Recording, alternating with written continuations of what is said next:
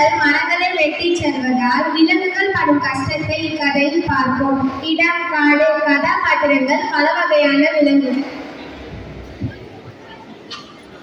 இந்த மனிதர்கள் நம்ம காட்டுல உள்ள எல்லா மரத்தையும் வெட்டி எடுத்துடுறாங்க. இதனால நமக்கு எவ்வளவு பாதிப்பு வருது.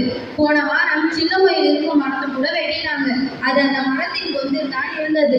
இப்போ வெயில வாழுது. சின்ன கோயில் வெப்பம் தாங்களும் செத்தே போச்சு. இதெல்லாம் மனிதர்கள் புவி வெப்பமயமானது சொல்றாங்களோ. எவ்வளவு அழகான குடும்பம், அதையே சிதைச்சிட்டாங்களே. இந்த ஊர்ல இருக்கிற மக்கள் திருந்தினாதான் நம்ம நல்லா வாழ முடியும். மரம் இல்லாததால மழை கூட பெய்ய மாட்டேங்குது. குடிக்க தண்ணி கூட கிடைக்கல. காடு முன்னாடி எல்லாம் பச்சை பச்சைன்னு சிலு சிலுன்னு இருக்கும். இப்ப நிலைமையே வேற. இந்த நிலைமை நீடிச்சா நம்ம ஊருக்குள்ள போய் மனிதர்கள் உணவு தான் சாப்பிடணும். அது மட்டுமா, மரத்தை வெட்டினாங்களே, அதுல எத்தனை பறவைகள் கூடு கட்டுது. அதெல்லாம் எவ்வளவு பயிரை வச்சு நிக்குதுங்க. ஆமா ஆமா, அன்னைக்கு கூட வெட்ட மரத்தில் காக்கா கூடு கட்டி இருந்தது. மரம் வெட்டும் போது முட்டைகள் கூட கீழே விழுந்து உடஞ்சே போச்சு.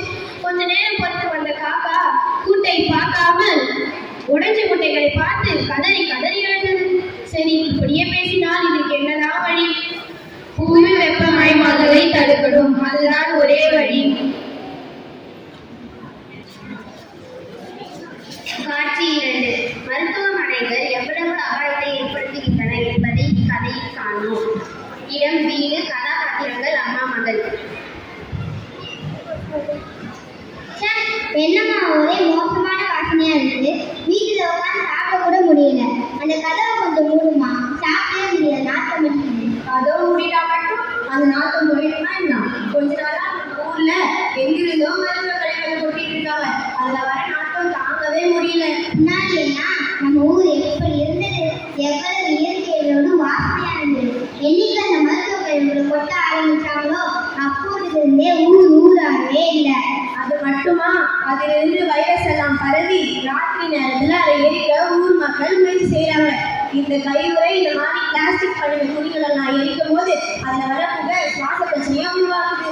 ஏம்மா இதெல்லாம் பிளாஸ்டிக் மருத்துவ கழிவுகள் இது எல்லாத்தையும் தனியா அப்புறப்படுத்த முடியாதா?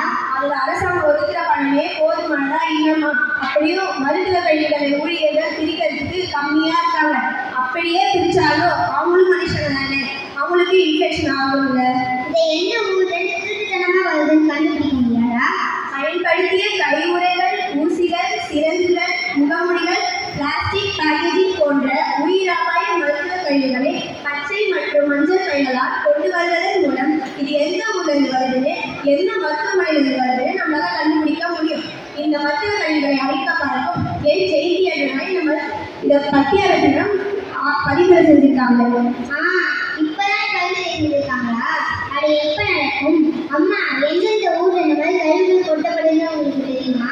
நான் இது வரைக்கும் படிச்ச வரைக்கும் தென்காசி, தேனி, திருநெல்வேலி, கோயம்புத்தூர் போன்ற மாவட்டங்கள்ல கிராமங்கள்ல இந்த மருத்துவ கழிவுகளை கொட்டிட்டு இருக்காங்க.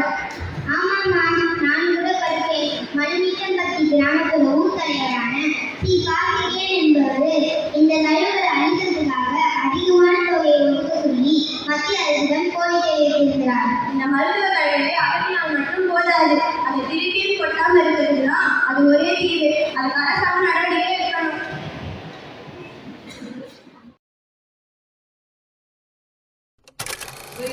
கழிவுகளை முறையாக அப்புறப்படுத்தாமல் இருந்ததால் ஏற்பட்ட விளைவுகளை இக்கலைப்பகுதியில் காண்போமா? இடம், வீடு, கதாபாத்திரங்கள், கணவன் மற்றும் மனைவி. அப்பா, இந்த சந்தோஷமான செய்தியை கேட்கலானே. இத்தனை வருஷமா நம்ம தவமா இருந்தோம், இது கடைசியில நிறைவேறிடுச்சு. எனக்கு சந்தோஷத்துல தலைகாலே புரியல. ஆமாங்க, நல்ல செய்தி இருந்தது. எனக்கு ரொம்ப சந்தோஷமா தான் இருக்கு. கடைசியில நமக்கு பிள்ளை வர கிடைச்சிருச்சு. கடவுளை கண்ணு தந்துட்டாரு. காட்சி 4. சில மாதங்களுக்கு பிறகு. இடம், மருத்துவமனை, கதாபாத்திரங்கள், டாக்டர், நர்ஸ் மற்றும் கணவன்.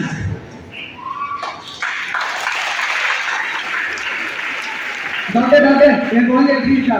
சொல்றப்பா. நர்ஸ், இதை எடுத்துவாங்க. குழந்தைக்கு நெப்ளைசர் போடணுமா? அதுக்கு ஏற்பாடு பண்ணுங்க. Okay doctor. நெப்ளைசரா? பிறந்த குழந்தைக்கு எதுக்காக நெப்ளைசர்? சொல்றப்பா. அதுக்கு முன்னாடி எங்க இருக்குன்னு சொல்ல முடியுமா? உங்க வீட்டு பக்கத்துல ஃபேக்டரிஸ் இருக்கா என்ன? ஆமா டாக்டர், ஒரு பெரிய ஃபேக்டரி இருக்குதான் சரி. அதுக்கும் குழந்தைங்க டாக்டர். சாரி லூசி, கொஞ்சம் தைரியமா இல்லை, பிரச்சனை இருக்கு. குழந்தையால ட்ரீட் பண்ண முடியலப்பா. அவள் ஐசியில் வச்சிருக்கோம். ஐயோ டாக்டர் என்ன டாக்டர் சொல்றீங்க? பல வருஷம் தான் டாக்டர், எப்படியாவது காப்பாற்றுங்க டாக்டர். பக்கத்திலே ப்ராக்டிஸ் இருந்ததால குழந்தை வயிற்றில் இருக்கும் போதே அவளை மீட் பண்ணிருப்போம். அதுவும் இல்லாமல் அவள் லங்ஸ் அஃபெக்ட் இருக்கு. ப்ராக்டிஸ் இருந்தவரை கழிவு நீரால அவள் நிறைய டிசீஸ் வந்துருப்பான். டாக்டர் ஒரேனாலும் ஓசோன்ல இருந்தா பாதிக்கப்படும்னு கேள்விப்பட்டிருக்கேன். மூச்சுத்திணறல் ஏற்படும் டாக்டர் கேள்விப்படுறேன். எவ்வளவு வேணாலும் செலவு செய்யும் டாக்டர். உங்க காலில் கூட ஒரு டாக்டர் என் குழந்தைய போய் காப்பாற்றுங்க டாக்டர்.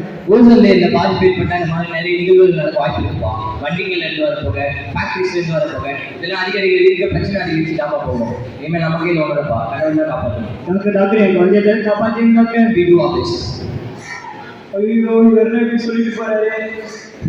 கடவுளை நீங்க தான் குழந்தைய போய் காப்பாற்றணும்.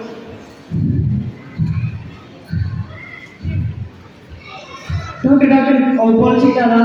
சாரிப்பா, குழந்தைகளை ரீட் பண்ண முடியாது. ஐயோ டாக்டர் என்ன டாக்டர் சொல்றீங்க? என்ன டாக்டர் மறுபடியும் என்ன பண்ணாரு சொல்லுவேன். டாக்டர் உங்களே டாக்டர் உங்களை இந்த கடவுளை கையை வச்சுட்டாரு. ஐயோ குழந்தை தம்பி தம்பி கேட்டுப்பா.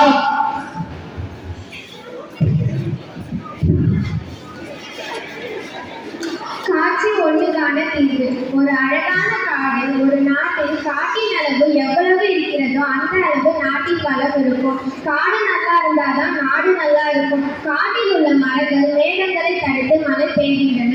அப்போதான் காட்டு விலங்குகள் நாட்டுக்குள் வராது. நாம இந்த கதையில பார்த்தோம்னா மரங்களை வெட்டி காட்டை நிர்மூலமா ஆக்குறதுனால மழை பெய்யாம விலங்குகள் எல்லாம் எவ்வளவு கஷ்டப்படுகிறது என்று பார்த்தோம். புவியும் வெப்பமாகிறது. அதன்படி நாம காடுகள் உருவாக்கலைன்னா கூட பரவாயில்ல, மரங்களை வெட்டக்கூடாது. அந்த காலத்துல பார்த்தா வீட்டுக்கு வீடு மரம் இருக்கும். இப்ப பார்த்தா வீடுகளில் மரம் வெட்ட கூட இடமே கிடையாது. ஒரு மரம் வெட்டினா 10 மரம் நட்டு வைக்கணும். இப்பெல்லாம் வேரோடு எடுத்து அரசாங்கம் வேறு இடத்துல நடவு செய்யறாங்க. இதற்கான தீர்வு சிறிய பெட்டி போன்ற அவர்களுக்கு வீடு வாங்காம தனி வீடா மரங்களை பழைய முறைப்படி நட்டு வளர்க்கணும். காட்சி 2க்கான தீர்வு. மருத்துவ கழிவுகள். மருத்துவம் என்பது உயிரை காக்கக்கூடிய செயல். ஆனால் மருத்துவ கழிவுகளால் உயிருக்கு அபாயம் ஏற்படுகின்றன. இதற்கு அபாய கழிவுகளை போடக்கூடிய மஞ்சள் மற்றும் பச்சை விதைகளில் பார்கோடுகள் உருவாக்குவதன் மூலம் எந்த மருத்துவமனையில் இருந்தும் எந்த மாநிலத்தில் இருந்தும் வருகிறது என்பதை மருத்துவமனைகள் அனைவரும் சேர்ந்து செயல்பட வேண்டும். காட்சி 3 தேர்வு. தொழிற்சாலையானது செலவை குறைப்பதற்காக தேவைகளெல்லாம் மாற்றி நீர் கலக்கிறார்கள். இதனால் அந்த பெண் பாதிப்படைந்தது மட்டுமல்லாமல் குழந்தையின் சுவாச பிரச்சனையால் இருந்தே போய்விட்டது. மக்கள் ஆரோக்கியமாக இருப்பதற்காக நாம் அனைவரும் புகை மற்றும் கழிவுகளை முறையாக அப்புறப்படுத்த வேண்டும். ஊர் கூடி தேர் இழுத்தால்தான் தேர் நகரும். அதுபோல மக்கள், அரசாங்கம், மருத்துவமனை அனைவரும் சேர்ந்து செய்தால்தான் சரி செய்ய முடியும். இதற்கான ஒரு விதையை சாய் விவேகானந்தா மாணவர்களாகிய நாங்கள் இந்த நாடகம் மூலமாக அனைவருக்கும் தெரியப்படுத்துகிறோம். இதற்கு நீங்கள் அனைவரும் ஒத்துழைக்க வேண்டும் என்று நிவேதிதா அணியை சேர்ந்த நாங்கள் வேண்டி கேட்டுக்கொள்கிறோம். நன்றி.